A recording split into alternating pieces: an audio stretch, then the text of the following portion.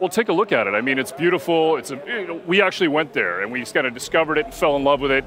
The thing is that for us, we know that Far Cry has typically been about putting you on a plane 6,000 miles away and giving you somewhere exotic, but we said, what if we could do that kind of at home?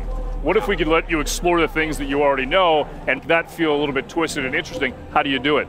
And in this case, what you're seeing is the cult, which we built, has actually taken over this small town of Falls End. You're looking at it, getting a sense of what you got to do.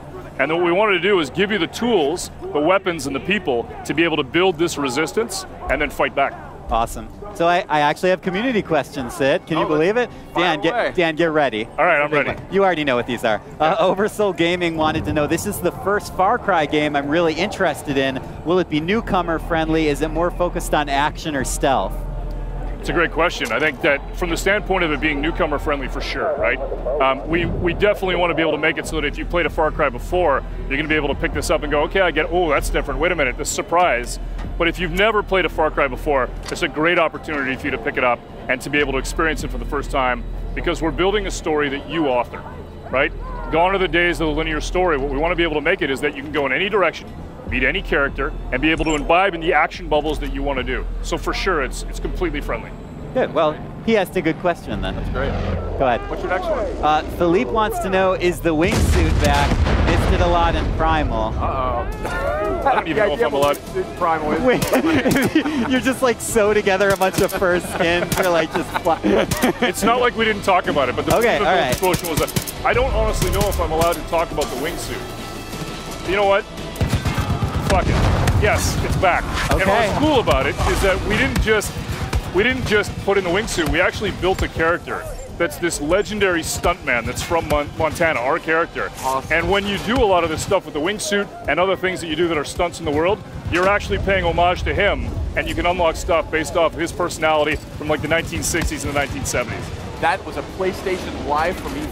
There you go. Heard it here first. There you go. I'm sure Dan's colleagues are just over the moon. Exclusive. And you know, I know we're already a little bit through the demo here, Dan, but we didn't really talk about the father and the cult yet. But that's obviously a huge point in Far Cry 5. It's sort of the antagonist of the series. Yeah, I think people know that we've worked really hard, and when you think about it from the standpoint of Far Cry 3 and Boss, and Far Cry 4 and the things that we did with Peg and Min, there's an expectation, the bar set very, very high. So we said, how do we build someone who's truly interesting, truly magnetic? How do we make it so that they have control over people? How do we make it so that they have an ethos? And so we started to cobble together this idea of the father, and then we started to think about, okay, who do we get to play this? And we got a lot of interesting options in terms of casting, and then we found a guy by the name of Greg Brick, who is unbelievable. And this guy is spooky. He's a fantastic actor. He came in, he's playing our father, and the thing about him is that when you meet him, he was the one actor that I met that I actually believed he could bring me into a cult. And that was all the difference. Plus, he doesn't blink, and it's really spooky. Like at all? At all. It's weird, yeah. That's another exclusive. Yeah.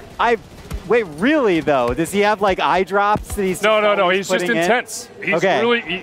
He's really good at his craft, and he's intense, and when he brings the father, he brings it all. That's amazing. And Dan, this is amazing because compared to the footage we were just seeing, our driver here is already, it's so much different from what we were seeing before. Different game different pathways through, different encounters. That's what we wanted, and it wasn't just in terms of a single area. I mean, we want that for all the regions in the game, that you're going to meet different communities, you're going to have different guns for hire, different opportunities, that you can attack it. I mean, Far Cry has been about freedom, opportunity, and surprise, and that's what we bring.